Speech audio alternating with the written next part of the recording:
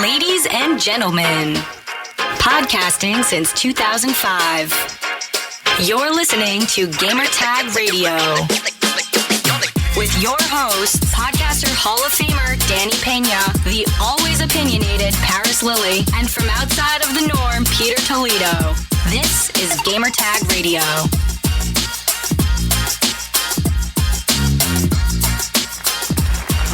All right, so we're live here at the Call of Duty World League Champs. We have Jimmy here from Cheddar Esports. Hello. What's up, man? What's good? You guys been busy. Yeah, we've been busy. Last couple of weeks have been super busy. Yeah, every time I see you, you're either at an event. I saw you at E3. Yeah, that was but fun. You've been going to a lot of esports events. So this is the season where it's like a lot of finals right now, man. right? Yeah, August, like for a couple of months in the winter, it gets sort of dead.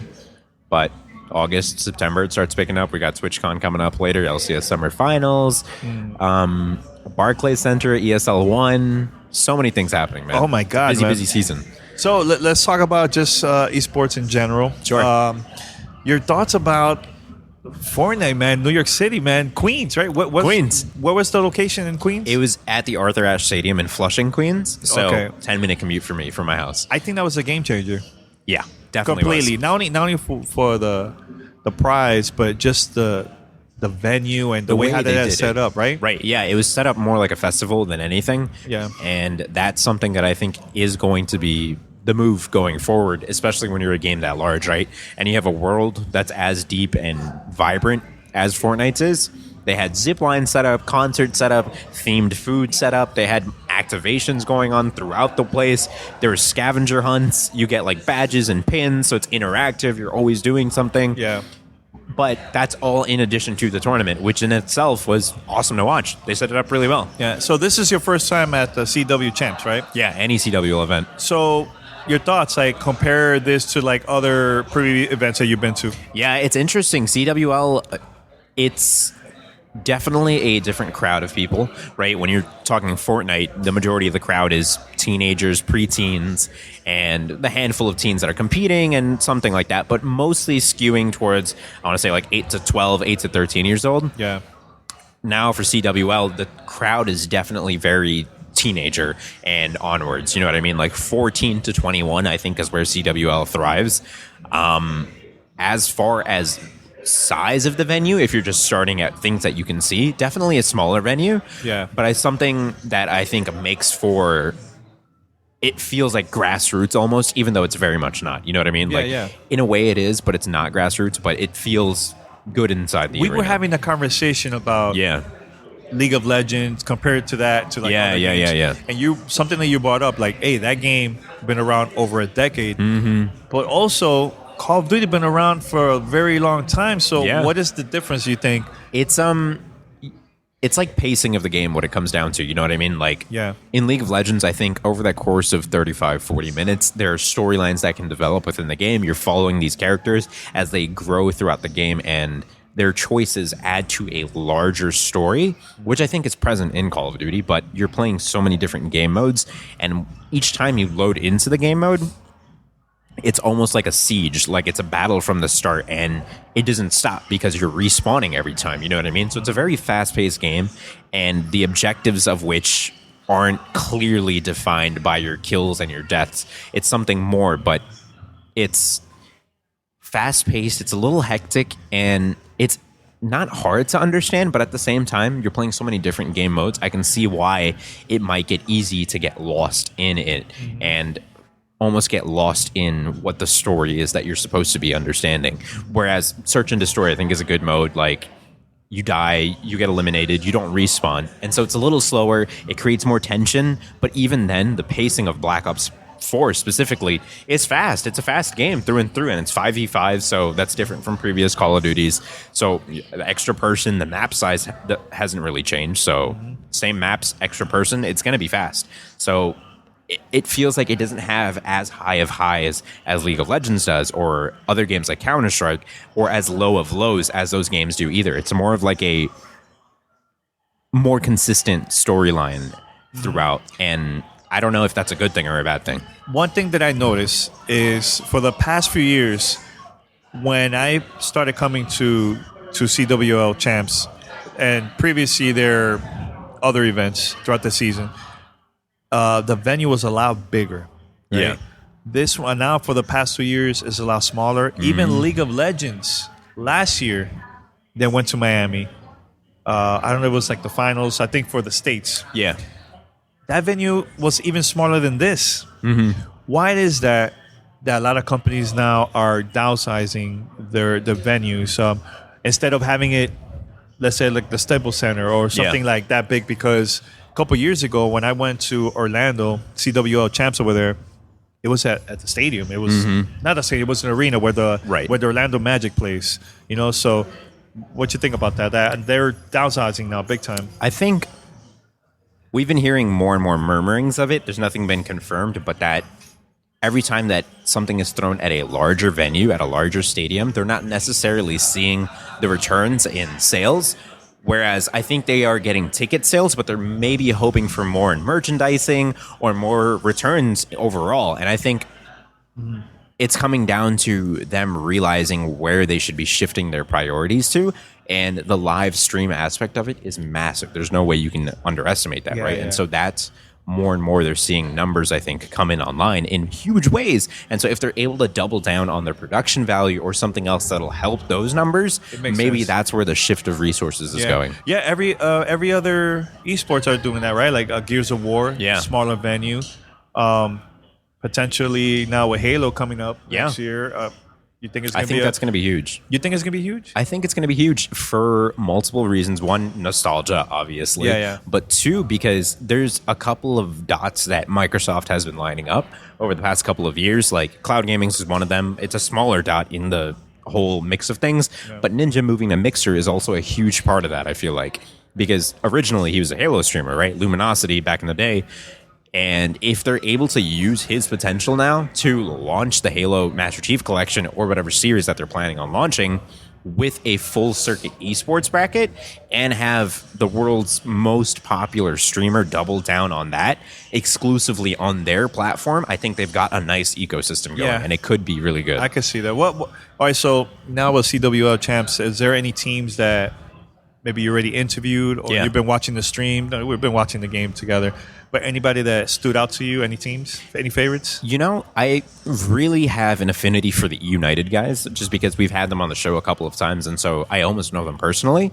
But when we spoke to United a couple of times as well, we spoke to JCap, who moved to Evil Geniuses now. And we spoke to a couple of the Evil Geniuses guys. And they're all cool people.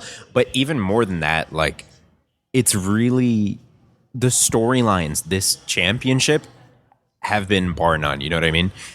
They're such good stories. Some teams are unsponsored and making it into the semifinals, which is almost unheard of. But here they are. Crazy. Yeah, they're doing it. And also, it's interesting to see how sponsorships and things like that have been working out for these teams as well, right? It's kind of a different note, but different note for those that don't know. What do you mean by that? So if you're looking at like a team like Team Heretics, right?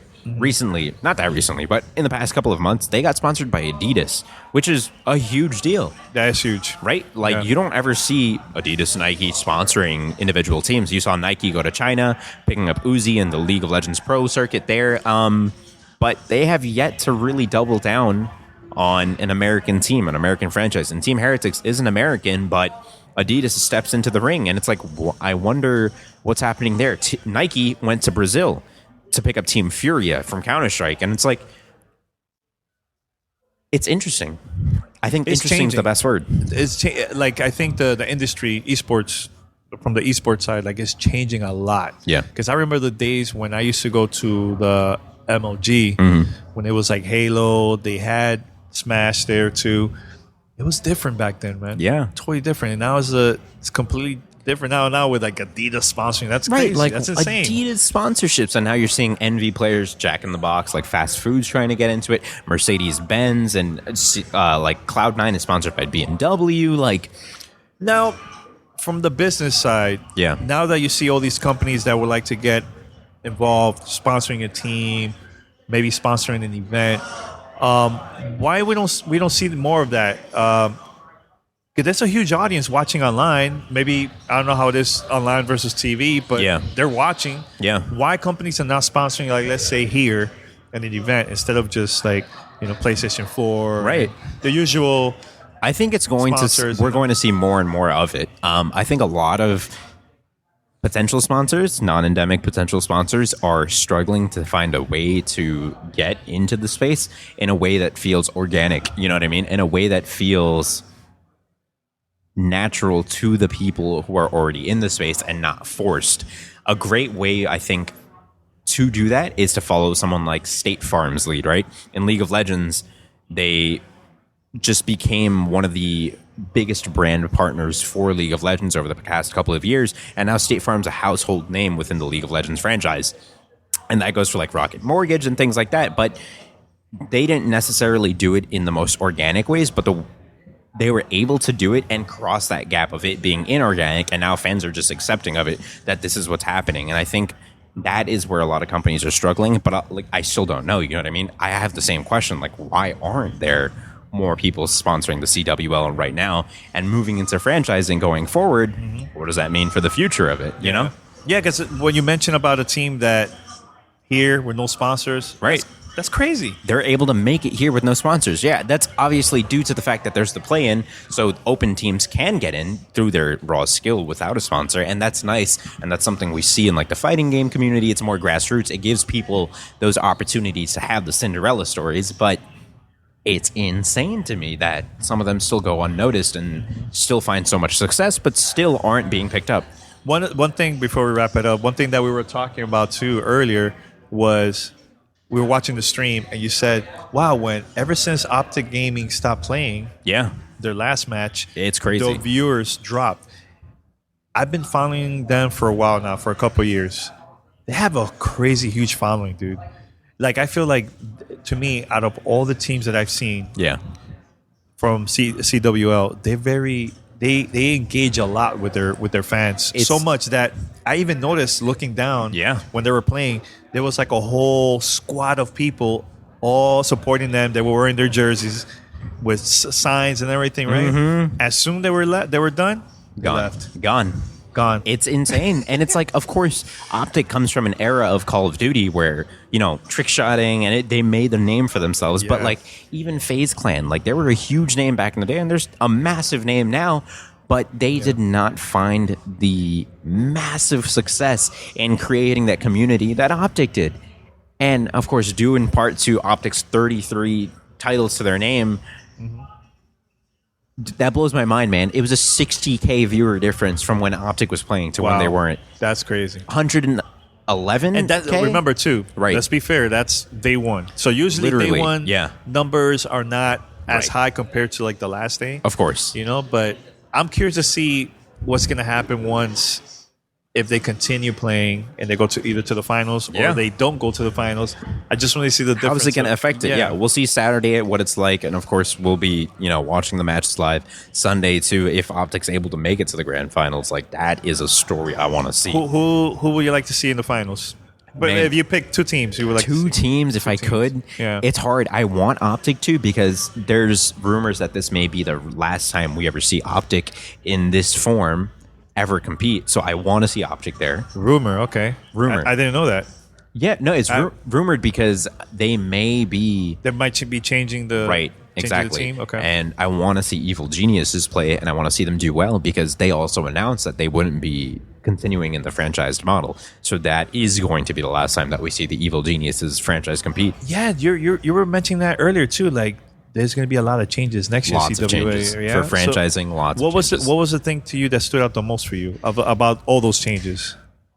The fact that there are so many teams with established fan bases, namely, you look at Optic, you look at Evil Geniuses, you look at FaZe Clan.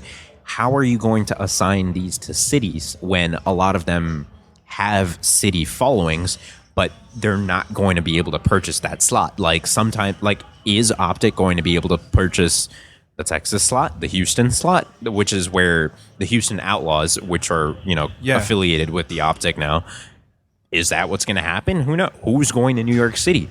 Call of Duty New York City, that franchise has announced that they are going to be a franchise. But who? Did it work for the Overwatch League? It worked for the Overwatch League, I want to say, because they started that way. You know what I mean? It wasn't like this that... Right.